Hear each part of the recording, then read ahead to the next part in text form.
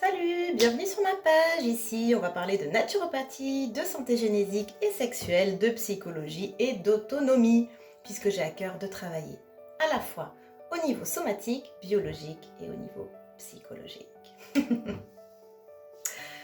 Aujourd'hui, j'aimerais te parler d'un concept essentiel, l'autonomie relationnelle.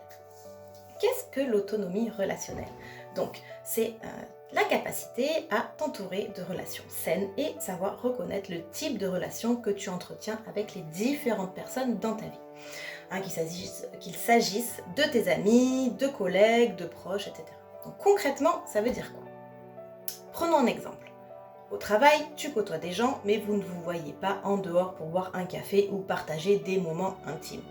C'est normal, vous ne partagez pas d'affectif. C'est une relation professionnelle.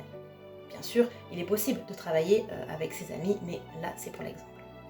Donc, à côté de ça, tu as probablement un ami ou une amie proche avec qui tu passes du temps et avec qui tu te confies, et où il y a du soutien affectif. Donc, tu vois bien que ces deux types de relations sont différentes.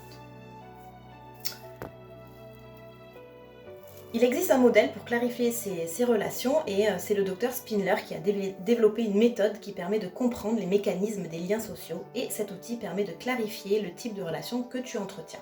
Amicale, familiale, intime, toxique même. Donc ce modèle t'aide à être clair sur la nature de chaque relation et donc de ne pas avoir d'attentes irréalistes, ce qui serait problématique. Tu comprendras qu'il y a plusieurs cadres relationnels et c'est à toi de définir dans quel cadre tu places chaque relation, de la plus importante à la moins importante, voire celle qu'il faut éviter. Tu vois bien que tu ne vas pas interagir avec ton patron de la même manière qu'avec ta meilleure amie, et donc tu n'auras pas les mêmes attentes envers eux. Par exemple, tu ne vas pas demander à ton patron un câlin parce que tu te sens triste et tu ne lui en voudras pas de ne pas t'en avoir fait un puisque c'est pas la nature de votre relation, c'est ça? Bon. Donc, nous avons des attentes parfois floues. Pourtant, souvent, on n'est pas très clair avec nos attentes et nos besoins et ce qui est fondamental pour ça. Souvent, c'est l'ego qui prend le contrôle et nous sommes dictés par nos enjeux psychologiques non résolus, ce qui peut fausser nos relations. Ces relations ne sont donc ni conscientes, ni vraiment choisies et peuvent devenir malsaines car elles répondent à des stratégies inconscientes liées à des blessures de l'enfance. Généralement, mais pas que, bien sûr. Donc souvent, il y a un écart entre tes conceptions de la relation et comment tu aimerais que ça soit, et la réalité de ce que tu vis. Et c'est souvent là que la souffrance se vit, parce que tu n'es pas aligné avec ce qui est réellement en train de se passer, en luttant pour que la relation se cadre et se calque à ce que tu souhaiterais.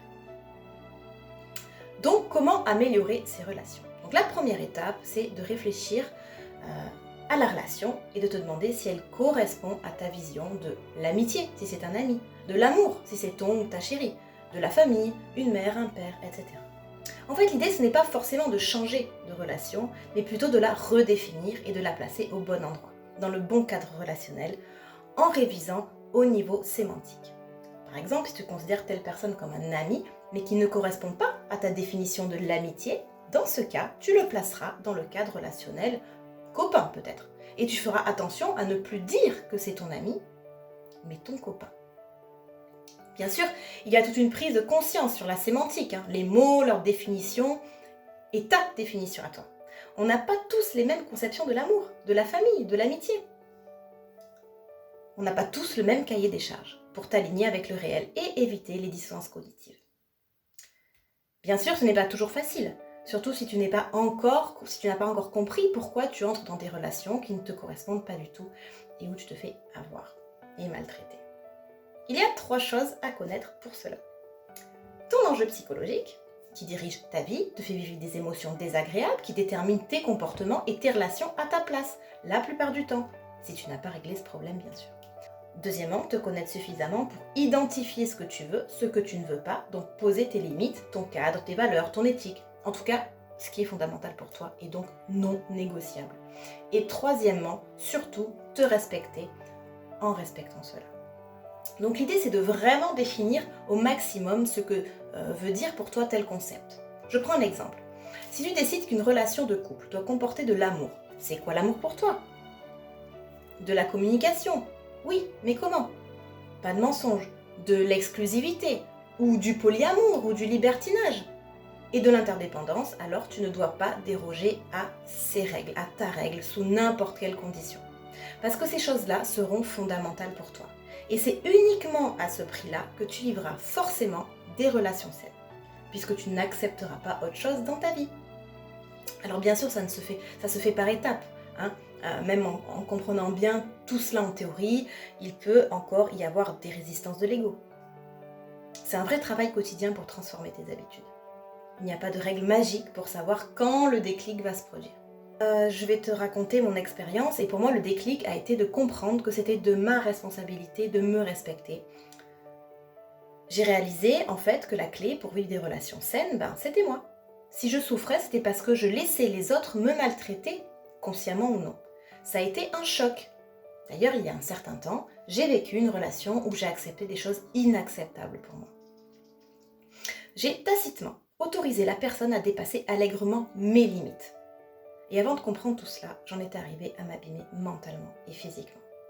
Mentalement parce que j'avais vécu des heures de mal-être intense à tourner en boucle dans ma tête, entre victimisation, colère, frustration, incompréhension, ressassée à la suite d'un comportement inacceptable. J'étais complètement déconnectée, en dehors de moi-même, en dehors du présent, en pleine dissonance cognitive parce que j'étais pas alignée au réel, à tel point que ça a impacté ma vie. Ce jour-là, où j'ai eu le déclic, je rate de 5 stations mon arrêt de tram pour la gare TGV et attraper mon train pour rentrer chez moi, retrouver mes enfants, mon chien, ma maison, mon quotidien quoi. J'ai plus que 10 minutes pour rejoindre la gare en tram et je me tape 500 mètres de sprint. Je donne tout. Je suis à bout de souffle, en transe. J'ai tout donné. J'arrive presque au quai. Je vois pas de train sur le quai. Je pense que je l'ai raté. Je vois les gens descendre avec leurs valisettes là. Je m'effondre intérieurement. Il y a un truc qui lâche en moi. Ça lâche. Je veux pleurer mais j'ai même plus la force. Je suis épuisée physiquement. J'ai tout donné. Là, je suffoque, carrément. Je suis au bord de la rupture. J'ai mal dans mon corps partout. Je me suis même dit, s'il y avait quelqu'un derrière moi qui me poursuivait pour me tuer, je serais morte. Il m'aurait rattrapée, quoi. Ces 10 minutes de ma vie ont été un électrochoc, une claque géante. J'ai été ramenée violemment, propulsée par le corps dans l'instant présent. Cette douleur physique, due au sprint et à l'épuisement, soudain, à l'effort, le stress a été un véritable électrochoc qui m'a ramenée dans le réel, où enfin, j'avais une vision claire de la réalité. Ça a été ma porte de sortie. Alors je dis pas que c'est ce qui va t'arriver, je te le souhaite pas, mais... Et déjà tu peux te rassurer parce qu'en fait le train, il était toujours là et je l'ai pas raté. En contrebas, je le voyais pas sur le quai. Donc en conclusion, aujourd'hui, je pense qu'il est essentiel d'apprendre à avoir des relations saines. D'abord avec soi-même, puis avec les autres. Tu ne peux pas vivre des relations épanouissantes si tu ne te respectes pas toi-même dans tes valeurs et tes limites. Et ça s'apprend. Donc si tu te poses des questions sur tes relations et que tu veux vivre des relations plus saines, je peux t'accompagner pour y voir plus clair. Je te propose des clés pour ne plus être dirigé par ton ego et pour être autonome émotionnellement, mentalement et relationnellement. Si tu as trouvé mon sujet intéressant, je t'invite à le partager et à t'abonner sur ma page Cyclofeminae ou d'aller sur mon site pro cyclofeminae.com où tu trouveras des articles sur la santé de la femme. À bientôt!